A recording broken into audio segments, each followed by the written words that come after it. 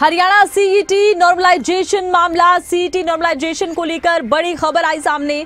Punjab Haryana high court में हुई सुनवाई। नॉर्मलाइजेशन पर लगाई याचिका रद्द कर दी गई। सुनवाई के दौरान एचएसएससी ने कहा तय फॉर्मूले को विज्ञापन में बताया गया। नॉर्मलाइजेशन सामान्य प्रक्रिया है। एचएसएससी ने कहा कि फॉर्मूले को सुप्रीम कोर्ट ने भी माना है। तो एचएसएससी ने अपना देखिए पक्ष इसमें रखा। उन्होंने बताया कि जब इस के लिए सीईटी के लिए एडवर्टाइजमेंट निकाली गई थी, विज्ञापन निकाला गया था, तो उसमें फॉर्मूला पहले से बता दिया गया था और नॉर्मलाइजेशन एक सामान्य प्रक्रिया है। इस फॉर्मूले को सुप्रीम कोर्ट भी मान चुकी है। तो सीईटी को लेकर नॉर्मलाइजेशन का यह मामला था जिस पर याचिका लगाई गई थी।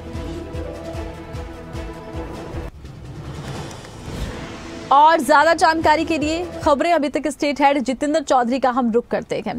जितेंद्र, सीईटी नॉर्मलाइजेशन के मामले को लेकर अब जिस तरह से ये बड़ी खबर सामने आई है और इस मामले में एचएससी ने अपना पक्ष भी सुनाया है, क्या कुछ जानकारी?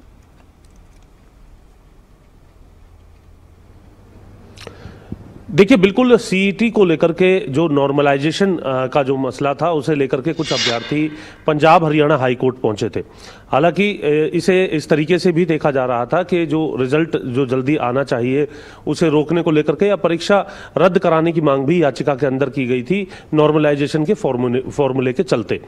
क्या कुछ जो है दलील दी गई दोनों पक्षों की तरफ से और किस तरीके से ये जो है मामला फैसला सामने आया है, इस पर बातचीत के लिए हमारे साथ भूपेंद्र चौहान है जो कि एचएसएससी के सदस्य हैं। सर, किस तरीके से आयोग के सामने ये सुनवाई हुई है, कितनी सुनवाई इस पूरे मसले में हुई और क्या याचिका जो है दी गई थी चैलेंज करने को लेकर के नॉर्मलाइजेशन का जो फार्मूला है वो एक सेट पैटर्न फार्मूले पर काम होता है। कुछ लोग जो हरियाणा कर्मचारी चयन आयोग की प्रक्रिया में बाधा बनना चाहते हैं, कुछ अभ्यर्थियों के माध्यम से इस प्रक्रिया को रोकना चाहते हैं, वो कुछ लोग कोर्ट में गए और फर्स्ट हियरिंग पे ही पहली तारीख पे ही कोर्ट ने उसको खारिज किया। नॉर्मलाइजेशन जो होता है इस पूरे भारतवर्ष में जहां पर भी शिफ्ट के अंदर एग्जाम होंगे तो उसका रिजल्ट नॉर्मलाइजेशन की प्रक्रिया से ही जारी होता है। तो वही काम हरियाणा कर्मचारी आयोग ने आज कोर्ट में मजबूती से अपना पक्ष रखा, जिसके कारण वहां जो पहली तारीख पर ही इसको खारिज कर दिया गया। क्या याचिका में क्या क्या बातें कही? क्या ये भी कहा गया था कि एग्जाम ही दोबारा होना चाहिए? याचिकाकर्ताओं की दलील थी कि एग्जाम एक शिफ्ट में टफ आया है, एक में टफ नहीं आया है, उस आधार पर दोबारा से ये एग्जाम कराया जाए, जबकि इसके लिए सुप्रीम कोर्ट के द्वारा मान्यता प्राप्त नॉर्मलाइजेशन का फार्मूला अवेलेबल है। 2022 में भी कुछ लोग जब एनटीए ने सीईटी का एग्जाम कराया था तो इसी नॉर्मलाइजेशन को लेकर कोर्ट में गए थे, तब भी ये केस खारिज हुआ था।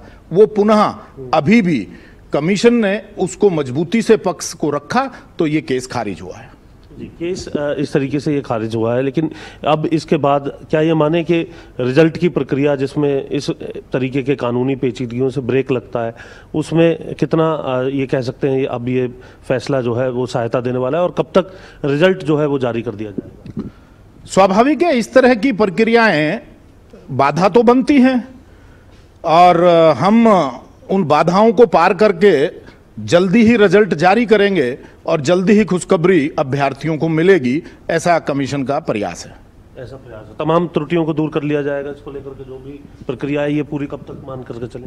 बहुत जल्दी अच्छी खुशखबरी सीईटी के अभ्यर्थियों को मिलने वाली है। ठीक है, तो बहुत जल्दी जो खुशखबरी है वो मिलने वाली है और नॉर्मलाइजेशन को लेकर के जो मसला हाईकोर्ट पहुंचा था उस पर हाईकोर्ट की तरफ से उसे रद्द करने का काम पहली ही तारीख में किया गया है, क्योंकि जिस प्रकार से एडवर्टीजमेंट दी गई थी उसमें पहले ही ये बताया गया था कि शिफ्ट में एग्जाम होंगे तो उसमें नॉर्मलाइजेशन का फॉर्मूला लागू किया जाएगा। यानी सभी बातें पहले से तयशुदा जो एडवर्टाइजमेंट है उसके अंदर दर्शाई गई थी और उसके बाद अगर अभ्यर्थी हाईकोर्ट पहुंचे तो उसमें यह भी बताया गया कि सुप्रीम कोर्ट के अंदर इस प्रकार से से जब शिफ्ट के अंदर एग्जाम होते हैं तो उसमें नॉर्मलाइजेशन हो, इस प्रकार की बात भी सामने आई है और उसे मान्यता जो है वहां पर दी गई है।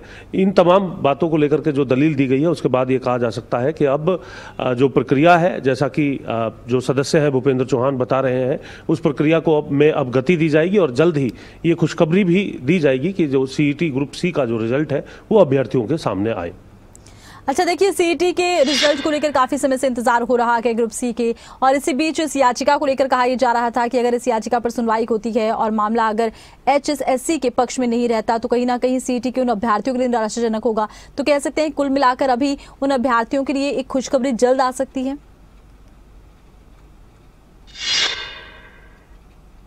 देखिए बिल्कुल, क्योंकि अब ये सवाल ही नहीं रहा कि नॉर्मलाइजेशन जो है उसको लेकर के क्या रहने वाला है। इसका एक सेट फॉर्मूला है, उसके तहत जो है एचएसएससी अपनी प्रक्रिया को अब आगे बढ़ाने का काम करेगा। उस अनुसार ही जो रिजल्ट है वो सामने देखने के लिए मिलेगा। हालांकि ये मामला जो कोर्ट पहुंचा था, अब ये कहा जा सकता है इस फैसले के बाद कि कोर्ट की जो पेचीदगी है वो इससे अब खत्म हो चुकी है। तो कोर्ट की पेचीदगी पूरी तरह से खत्म हो चुकी है। चलिए, बहुत शुक्रिया, आपने तमाम जानकारी